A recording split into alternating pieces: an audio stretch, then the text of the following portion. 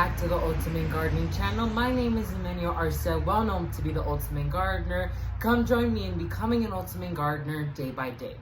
So in today's exciting sprouting video, I was actually looking back on my YouTube channel and I noticed that I never released a video on one of the most common herbs out there, or essential oils out there, whatever you want to call it, but I never released a video on lavender. Well, today I went to Home Depot to go plant shopping a little bit for a few projects that I have coming up, and I noticed they had English lavender, and I don't have lavender in my garden or in my possession currently, so I decided to pick one up for myself to enjoy and my family as well. And that's when I realized I haven't released a video on lavender yet, so I decided to dedicate this video on lavender, on everything you need to learn. We're going to be discussing about growing tips. We're going to be discussing about how you should handle lavender during the winter seasons and any other seasons out there, as well as how to grow them in containers, which that's what I'm going to be doing today. So let's go ahead and jump right into this video.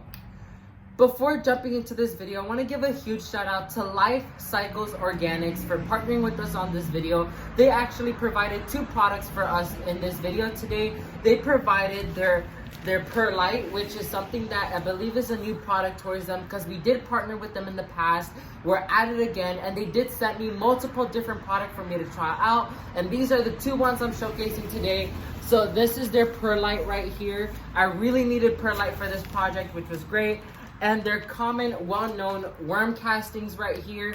I absolutely love their worm castings. They do an amazing job at everything they do, and their new products being released as well. So all these product links are down below for you guys to check out, as well as all their media pages for you guys to check them out and go ahead and follow them and support their journey as well. So let's go ahead and jump right into this video, and let's discuss about how to care or grow lavender. So before potting up this lavender, I want to discuss with you guys a few growing tips before you pot anything up when it comes to lavender. So coming at number one is that they're full sun loving plants. They absolutely love the sun and can't live a day without it. They require 6 to 7 plus hours of direct sunlight in order to thrive and give you the maximum production that you are wanting. So give them the sunlight they need. Number two is that they like to be in an area where it's well-draining soil, and they like to be dried out in between waterings as well. These are drought-tolerant plants. They absolutely love these hot temperatures. They can handle drought very easily. So allowing them to dry out in between waterings is really important, so they can able to go ahead and grow very easily for you guys. And if you overwater them, they'll really die really easily for you guys due to overwatering. So that's why containers is always recommended when it comes to lavender. But I know certain varieties out there do better in the ground, so you have to do a little bit of research on the variety you have. This is English lavender, which is a really common lavender out there in the garden industry. And this is the one I'm going to be growing in a container today. But lavender in general loves well-draining soil and loves to be dried out in between waterings as well. So coming at number three is they need fertilizer. They really love fertilizer because all the nutrition value that they receive is what they're going to give off to you. So if they receive very poor nutrition, they're going to give you a very poor performance. If they receive a lot of nutrition, they'll give you a prolific performance year after year. I'm growing mine in containers, which is really recommended. This is English lavender. I love English lavender, and I absolutely love growing them in containers as well. But fertilizing them is really required. So when it comes to areas or zones that you guys have a winter and your plants do go dormant during the winter, it's usually recommended to fertilize them when they're breaking dormancy, because that's when they're developing their flower buds. But for people like us that do not have a winter and our plants do not break dormancy or ever go dormant at all, we are usually fertilizing our lavender when they are done blooming. That's when they are just focusing on new growth instead of flowers, and they're able to build up that nutrition value that they need to go ahead and focus on their blooms when time has come.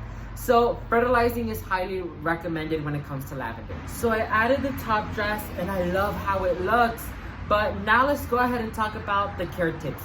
So number one, they do require to be deadheaded when they do have spent blooms, because that will promote more bloom production, as well as probably they'll give you a second flush of blooms if you're staying on top of deadheading and pruning it back at its appropriate timing. So make sure you do that so you guys can get multiple different flower shows throughout its growing season. Coming at number two is what you should do when they're starting to go ahead and go dormant. They actually require to be cut down really low, about 1 inch to 1.5 inches off the ground, because when it comes to them breaking dormancy, they will continue to get bushier and bushier every time, And if you don't cut them back when they're going dormant, they will get really woody, really big, and really ugly over time. So you want to make sure you cut them back so they can get that fresh look year after year. So make sure you go ahead and do the appropriate steps you need to do when your plant goes dormant. Number 3 is put it in an area where pollinators could go ahead and reach it, because this whole purpose of this lavender is not only to purpose for us, but it's also for pollinators. And they love when pollinators come and pollinate their flowers, because eventually, probably if your lavender permits, it will produce seed for you. So who knows, maybe you could grow lavender from seed year after year as well.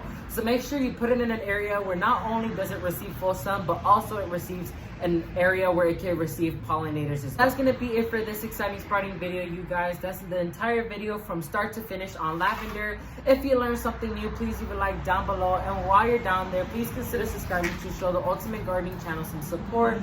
And while you're down there as well, please leave me any comments on any video suggestions or any type of questions you have on this video as well. So thank you all so much for watching this video. May the Lord bless you and your family, and never forget to grow big, Ultimate Gardeners. Bye guys.